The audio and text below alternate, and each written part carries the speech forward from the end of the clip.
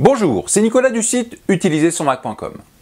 Aujourd'hui, nous allons parler diaporama photo et principalement nous allons discuter ensemble des bonnes habitudes à avoir pour que votre diaporama soit le plus sympa possible.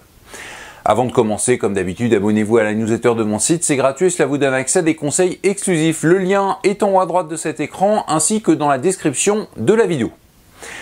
Bon, maintenant que vous êtes tous abonnés à ma newsletter, sans exception, je vais pouvoir revenir au sujet de cette vidéo, les bonnes habitudes à avoir pour créer un diaporama passionnant. Cette vidéo, en partie théorique, va me permettre de voir avec vous 3 points que je juge indispensables pour bien réussir son diaporama. Alors, avant de les voir, je vais peut-être prendre une minute pour vous expliquer pourquoi je réalise cette vidéo. Effectivement, beaucoup d'entre vous doivent se demander à quoi sert de connaître ces 3 points importants, alors que le but d'un diaporama, c'est juste de partager des photos. Donc une fois qu'elles sont dedans, elles sont dedans. En fait, je rajouterai un bémol à la définition de diaporama. Pour moi, c'est une manière de partager ces photos et de nous donner envie de les revoir souvent. Effectivement, si vous voulez juste partager vos photos, il suffit de les envoyer à vos proches, et c'est tout. Par contre, si vous vous donnez la peine de réaliser un diaporama, c'est a priori pour qu'il soit regardé. Alors, peut-être pas forcément souvent, mais au moins régulièrement. Donc, il faut donner envie de le revoir. De façon générale, si vous créez un diaporama, ce n'est pas juste pour montrer vos photos, mais pour les montrer dans un ordre précis, avec éventuellement une musique précise, etc., etc. Au final, c'est comme pour une photo. Il y a toujours des moyens pour rendre un cliché plus intéressant, par exemple en faisant attention au cadrage, à la lumière, etc. Donc pareil pour le diaporama. Alors évidemment, mon but n'est pas de vous dire que vous réalisez de mauvais diaporama, mais plutôt de vous donner les clés pour améliorer un peu votre diaporama. Mais donc justement, comment rendre un diaporama plus passionnant? Déjà pour commencer, je précise que même si mes conseils sont théoriques et donc peuvent s'appliquer à plein de logiciels différents, je pars du principe que vous allez utiliser la photo de votre Mac pour réaliser vos diaporamas. Ce n'est évidemment pas obligatoire, mais comme photo est à mes yeux la solution la plus simple pour gérer des photos grand public sur ordinateur, je pars du principe que vous vous en servez. Par contre, un point important, je ne vais pas expliquer à nouveau le principe de fonctionnement de cette app. Donc si vous vous posez des questions dessus, allez voir une ancienne vidéo où j'explique plusieurs points essentiels à comprendre sur l'application photo. Le lien est en haut à droite de cet écran ainsi que dans la description de la vidéo actuelle. Mais donc, si le principe de fonctionnement de la photo n'a plus de secret pour vous, c'est parti pour 3 points indispensables afin d'améliorer vos diaporamas. Premier point, prenez le temps de choisir les bonnes photos. Effectivement, je vois trop souvent des utilisateurs qui sélectionnent toutes les photos d'un anniversaire ou d'une soirée pour en faire un diaporama. Il n'y a peut-être pas besoin de les prendre toutes. De toute façon, ne nous leurrons pas, tous les clichés ne seront pas réussis. Certains seront flous, d'autres surexposés ou le contraire. Donc, de toute façon, au final, faites un tri. Alors, pour le tri, il y a plusieurs solutions. Soit vous créez un album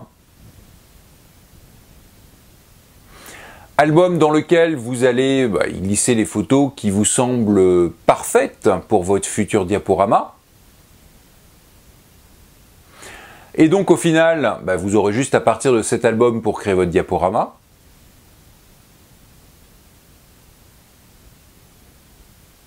Soit vous rajoutez vos meilleures photos en favoris. Puis vous allez dans Favorites pour créer votre diaporama.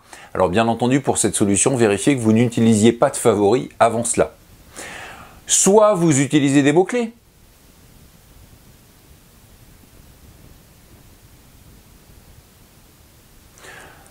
Puis vous rajoutez ceux ou ces mots-clés aux meilleures photos que vous souhaitez voir dans votre diaporama.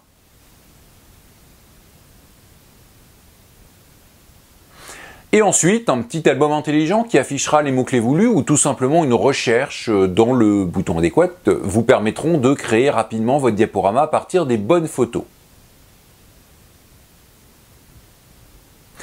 Bon, je m'arrête là pour les exemples, mais comme vous le voyez, il y a plein de manières efficaces de réaliser ce tri de photos.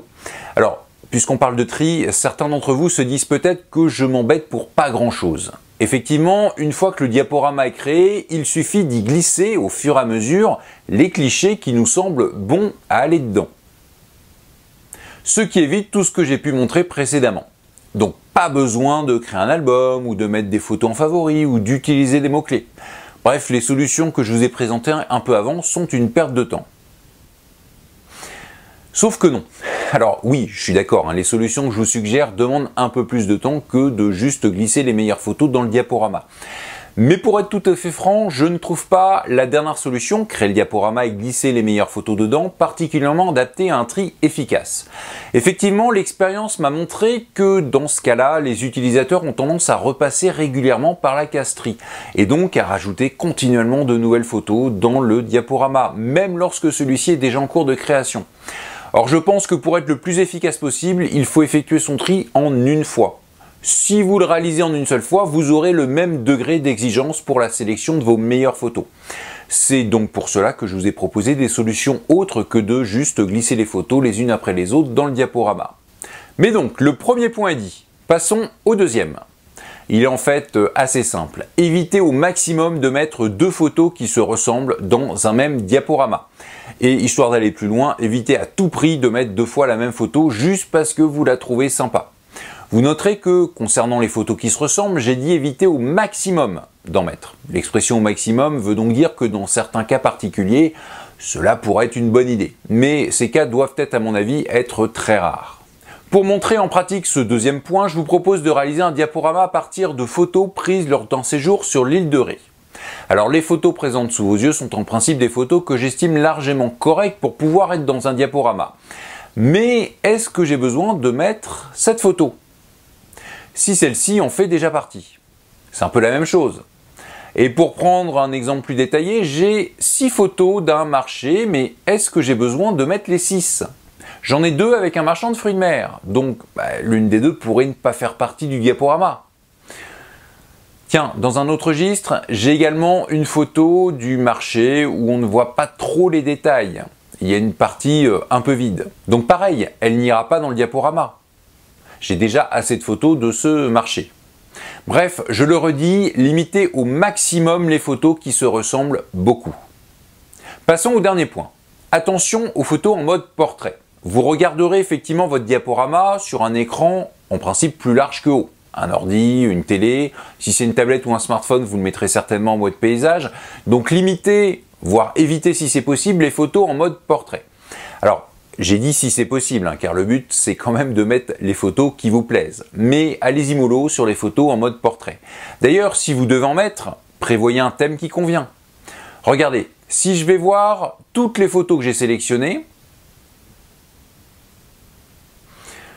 je vais pouvoir créer mon diaporama.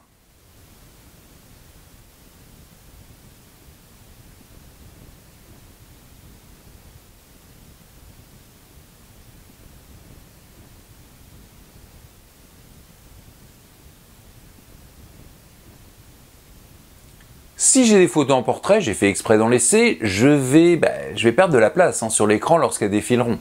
Mais rien ne m'empêche d'utiliser un thème qui peut afficher, par exemple, plusieurs photos. Après, attention, n'exagérez pas en plaçant plusieurs photos à chaque diapo. Lorsqu'il y a plusieurs photos qui défilent en même temps, on ne peut pas s'attarder sur chacune d'entre elles. Donc, comme toujours, c'est une histoire de compromis.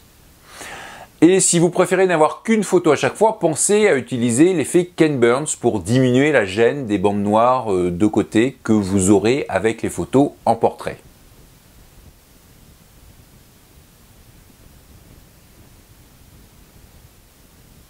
Bon, je ne vais pas continuer ma création de diaporama, ce n'est pas le but de cette vidéo.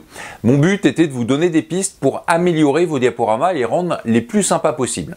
Évidemment, vous ne devez pas prendre en compte uniquement ce que j'ai dit dans cette vidéo, ce sont juste 3 points importants parmi d'autres.